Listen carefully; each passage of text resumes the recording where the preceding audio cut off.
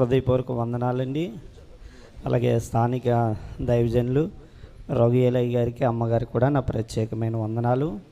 అలాగే వేదికను అలంకరించిన దైవ సేవకులందరికీ కూడా నా యొక్క వందనాలు. కూడొచ్చిన మీ అందరికి కూడా నా యొక్క హృదయపూర్వక వందనాలు. అయ్యగారు మా మందిరానికి కూడా ఒక 3 సార్లు వచ్చి దేవునికి వాక్యం అందించారు. నిజానికి నేను ఈరోజు జాన్ గారు నాకు తెలియజేస్తే నేను ప్రతి మంగళవారం కూడా మధ్యాహ్నం వరకు ఉపవాసం ఉంటాను. ఆ కారణాన్ని బట్టి రాను అని చెప్పేసి అన్నాను. మా బాబు 2 అబ్బాయిలు కూడా యూట్యూబ్లో మరి ఈ యొక్క సందేశాన్ని చూస్తున్నారు. లైవ్లో చూసి డాడీ వెళ్దాం ఇలాగా అని చెప్పేసి నన్ను ప్రేరేపించినప్పుడు మరి నా మనసు అస్సలు ఆగలేదండి. వెంటనే బాబుని తీసుకుని మరి రావడం జరిగిందండి. ఈ ఆదివారమే నిజంగా ధర్మపాలయ్య గారు అన్నట్టు మనం చెప్పడం చాలా సులువండి. మరి యోబు గురించి నేను కూడా 2 మాటలు చెప్పాను మందిరంలో. యెహోవా యందు భయభక్తులు కలిగి చెడుతనాన్ని విసర్జించిన వాడు ఏ పాపం కూడా చేయలేదు, ఏ దోషం కూడా చేయలేదు. ఊజు దేశంలోనే మంచి సాక్ష్యం కలిగిన వ్యక్తి. మరి మంచి సాక్ష్యం కలిగిన వ్యక్తి గురించి ఒక 10 కుటుంబాలు ఒకలా మాట్లాడుకున్నాయి. ఆస్తి పోయాయి. ఇంకొక 10 కుటుంబాలు అక్కడే పిల్లలు పోయారు అని మాట్లాడుకున్నారు. పోతే పోయినాయి, ఆస్తి మరలా సంపాదించుకుంటారు, పిల్లలందరూ పోయారంట మన కొన్ని కుటుంబాలు.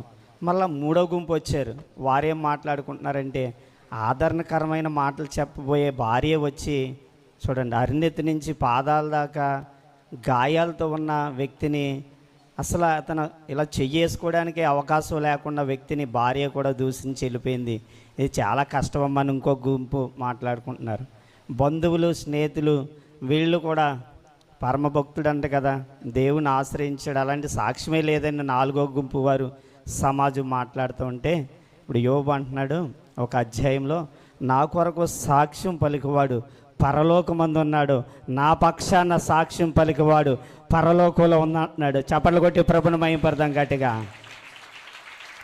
అప్పటి వరకు సమాజము, కొన్ని కుటుంబాలు, గ్రామాలు మాట్లాడుకున్న యోబు చరిత్ర ప్రపంచమంతా కూడా చెప్పుకుండేలాగా అయిపోయిందండి. ఈ ఒక్క మాట చెప్పి నేను అధ్యక్షుల వారి సమయం నిజంగా మొన్నటి వరకు రఘుయేలయ్య గారు అంటే ఆ మందిరాలకు వెళ్ళి వాక్యం చెప్పే వ్యక్తిగా, ఎప్పుడైతే తన కుమారులు మరి ఎలా యోబు కోల్పోయినట్టు కోల్పోతే నేను చెప్తున్నాను, దేశాల్లో రాష్ట్రాల్లో మీ పాస్టర్ గారి కొరకు చెప్పుకుండేలాగా 2 పిల్లల్ని కోల్పోయిన ధైర్యంగా సేవలో నిలబడి అనేకులకి దేవుని యొక్క వాక్యం అందిస్తూ ఆ బాధను మర్చిపోయి మరలా ప్రజలకి రక్షణ భాగ్యంలో నడిపిస్తున్నారని ప్రతి ప్రాంతంలోనూ, రాష్ట్రంలో, దేశంలోనూ జనులు చెప్పుకునేలాగా ఒక సాక్షిగా దేవుడు దైవజనుని నిలబెట్టాడని చప్పలు కొట్టి ప్రభుని మహిమపడదాం గట్టిగా. మనం అనుకోవచ్చు ఇలాంటి కోల్పోవడం ద్వారా మనుషులు 3 గుంపుల వారు అలా మాట్లాడినా, 4 గుంపుల వారు అలా మాట్లాడినా, మన కొరకు సాక్ష్యం పలికే దేవుడు పరలోకమందు ఉన్నాడు, ఇక్కడ కూడా మన మధ్యలో ఉన్నాడండి. ఆయన చాలా నమ్మదగిన వాడు.